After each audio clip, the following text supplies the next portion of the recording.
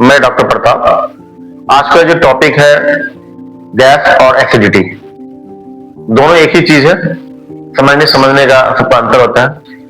World में सबसे बड़ा फर्स्ट कंप्लेन अभी है वो है, कोई भी पेशेंट कहीं भी क्लिनिक में किसी के पास पहला कंप्लेन होता है कि मुझे गैस हो गया।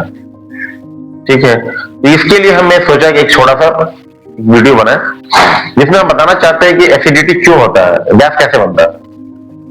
गैस बनने का रीजन यही है कि अत्यधिक जो हाइड्रोक्लोरिक एसिड जनरेट होता है स्टोमक में, जिसके द्वारा एसिडिटी जनरेट होता है, एसिडिटी होता है।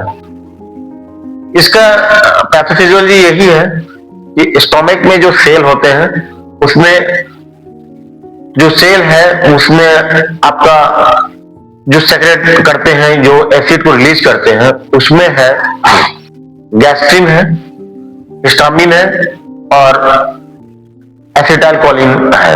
ये सब जो जनरेट होता है क्यों? रिसेप्टर के द्वारा। क्योंकि ये एक होता है नर्व के द्वारा भी इमीडिएट होता है, दूसरा हार्मोनल के द्वारा भी होता है। ये जब जनरेट होता है तो बहुत सा एसिड जनरेट होता है।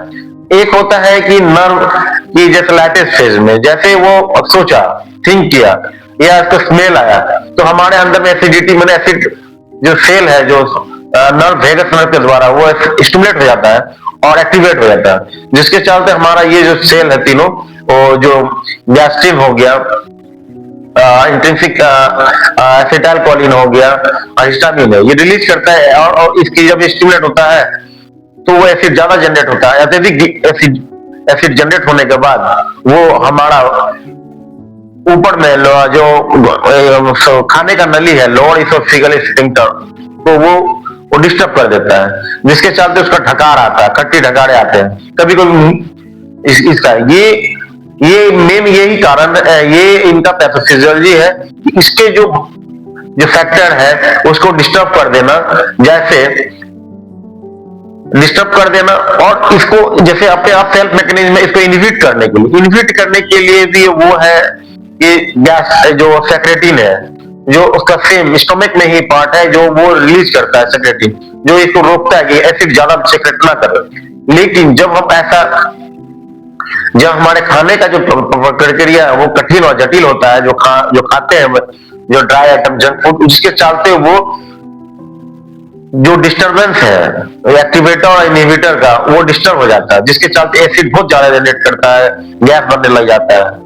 दूसरा फैक्टर है कि एक इनहिबिटर होता है जो रेगुलेटर करता है। रेगुलेटर जैसे करता है तो रेगुलेट में जैसे है कि हमारे है जैसे एसिड बहुत ज्यादा बन रहा है तो उसको कैसे रेगुलेट करेगा, तो उसमें भी सेल एसिटाइलकोमासिन सेल है जो एक्टिवेट होता है और वो जनरेट करता है सोमाटोस्टेटिन एंड ग्लूकागोन, तो ये इसको रोकता है कि ज्यादा एसिड बनने नहीं देता। लेकिन जब हमारे इस तरह का जो पैथोफिजियोलॉजी है जिससे हमको एसिडिटी बनता है और ढकार आता है और पेट में जलन होता है, दर्द होता है, कभी कभी लगेगा हार्ट बर्न हो रहा है, लेकिन ये सब जो लक्षण है इसी का है कि एसिडिटी का है, और जिससे आदमी डेंजरस सिचुएशन में चले जाता है कि मुझे मेरा हार्ट में कुछ हो गया है। लेकिन सबसे बड़ा प्रॉब्लम पहले हमको उसको रूल आउट करें कि एसिड ये जो हमको पेन हो रहा है या जलन हो रहा है क्यों हो रहा है। ये हुआ हमारा एक पैथोफिजियोलॉजी हो गया हमारा। आप कारण बता दिए, कारण यही है, लक्षण तो बता दिए हैं, और कारण अब यह है कि ये इसमें कारण में ये है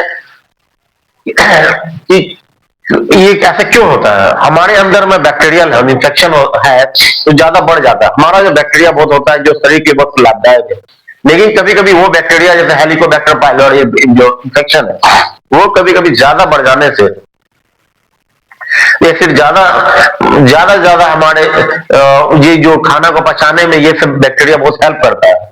तो ये बैक्टीरिया जब काम करता है इसको डाइजेस्ट करने में, तो वो तोड़ने में जो हेल्प करता है, ब्रेक डाउन करता है, उससे ज्यादा गैस रिलीज होता है।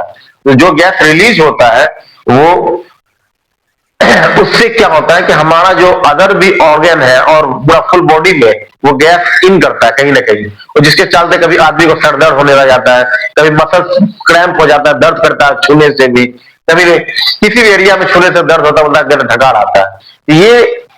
ये रीजन है कि इस तरह का क्या जो फैक्टर है जो ये एसिड जैसे एसिड बनता है, एसिडिटी बनता है, तो ये इसको हम कैसे, इसे क्या और क्या क्या फैक्टर हो सकता है इसमें, जैसे खाने का जो डाइटरी है, जंक फूड है, जैसे मैगी है, पास्ता है, any junk item, western food, ये इस तरह का पिज्जा, ये सब अवॉइड करना चाहिए। इसको पचाने में बहुत टाइम लगता है। जैसे एक डायग्राम है, आपको देखिए, ये बंदा कितना ये है, एक तो वेट है, हेवी, लो लो वेट करना है, जंक फूड खा रहा है, ये खाना डाइजेस्ट हो रहा है, ये पूरा एसिड भरा हुआ है। ये सब आइटम जो है एसिडिटी को बढ़ाता है। और ये स्टोमक का जो खाने का नली है, ये स्टोमक है। और इस तरह का जो है जो चीज है, वो हमारा जो खाना को ये पचने नहीं दे रहा। अब ये एसिड हो, ये रिफ्लेक्स चला गया, ये जो अभी रिफ्लेक्स आएगा,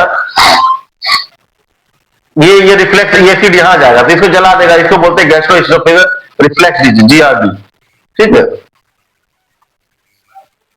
तो इस तरह का बीमारी है। जंक फूड खा रहा है, नहीं खाना नहीं पच रहा है, जिससे एसिड ज्यादा बन रहा है। ये सब आइटम शरीर के लिए ठीक नहीं है।